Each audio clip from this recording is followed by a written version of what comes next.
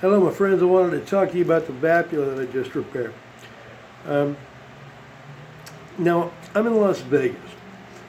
Wherever you are in the United States right now, if it's not Las Vegas, I can pretty much guarantee that you don't have the same humidity issues that we do here, which is mainly there is none. To be able to bring a guitar to the kind of place where it feels good, you're going to have that guitar exist in at least 50% relative humidity for its, for its life. Not to say that its entire life it has to be that, but when it is that, that's its life. It's going to last for a while or it's not going to last for a while. It's either going to be in that condition or it's not going to be in that condition for a long, long time. Now, what I mean by that is, let's say you live in Louisiana and you have a nice Martin D18 or something and you have a really great relationship with it. You don't have to worry about it. You put it in the case. You take it out. You play it.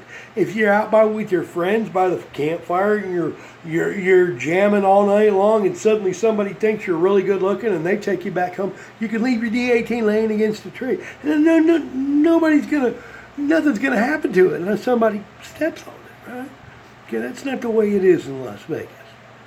In Las Vegas, if you leave a guitar in relative humidity, let's say less than Trump's IQ, about 5%, right? Very, very low, 5 to 10%. What's going to happen is every bit of moisture and all of that cellulose in that guitar is going to leach out in about a year. So anybody that's been in this area for about a year or more with their acoustic guitar is looking at issues that are only going to be satisfied by humidifying that guitar. Now, how do we humidify a guitar? Pretty easy. Provide humidity for it for quite some time in a small enclosed space where it will absorb all of the moisture you get it. I understand there's a lot of makers out there that say in the case humidification is the way to go. You could put a humidifier in there, but let me tell you this. I promise you that. Everybody turn around right now and open the guitar case that they have for their acoustic guitar, and I bet you 9 of 10 of you will have a desiccant inside of the guitar. Inside of the guitar case. Something to mitigate the humidity that guitar case is going to encounter as it's shipped from China, Japan, wherever the hell, where it's a very tropical environment or what. But it's released with desiccants inside of the case to control the humidity, mainly to make it drier from the areas where they're shipping from. Now, we live close to Death Valley. We're nowhere near those. You don't have no idea how many cracked Martins I get in here with the case that has at least 3 desiccants in it. I mean, little packs of silica that say do not eat. Do not eat them. Don't put them in your guitar case. Throw them the heck away. Now, what does this mean to us now we treat our guitars? It means that any repair that we do, no matter how big, how small, what's going to start is humidification of the guitar. Generally what we see in my shop here is about a 10% humidity or lower. Crack tops, crack backs, fret sprout, that frets that stick out past the width of the fretboard to where when you run your hand down it, you could get a cut, you could bleed. And I could file all of these frets close and that'd be okay. But what happens when I get a stainless steel 8-string? I really don't want to file that much metal.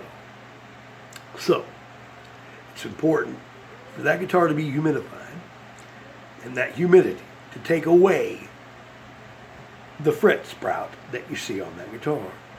See, what I've found is the most effective way to solve humidification issues is to humidify the guitar in a very, very efficient way. And that's just take a little small root, run that son of a gun at 80% relative, and keep that guitar in there for about 3 days. And what you'll get is a completely different animal than what you put in. Any issue that you had with humidification, let's say fret sprout, cracks in tops, cracks in back, cracks along necks, all the kinds of things that you see when guitars get extremely humidified, these issues are correct. I can take a guitar with a 1/16 of an inch gap in the top, put it in my little bathroom there with the steam humidifier, run it at about 70 to 80% relative humidity for 3 days, and that crack will disappear. All I'll have to provide is some sort of stabilization for that. Now, if you work in Pennsylvania and you're regarding guitars in this manner, there's no need for you to be concerned about it. You can provide a very small kind of stint to any crack that you get, and most of the cracks that you're going to see are going to be structural.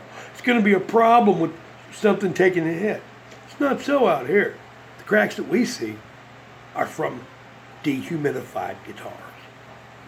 It will pull the top into two separate pieces with a 1/4 inch gap as fast as you can say 2 years. But every guitar built out here, every guitar made out here, every guitar sold out here, every guitar brought out here that's been out here for more than 2 years needs to come see me and spend about 3 days in my little room.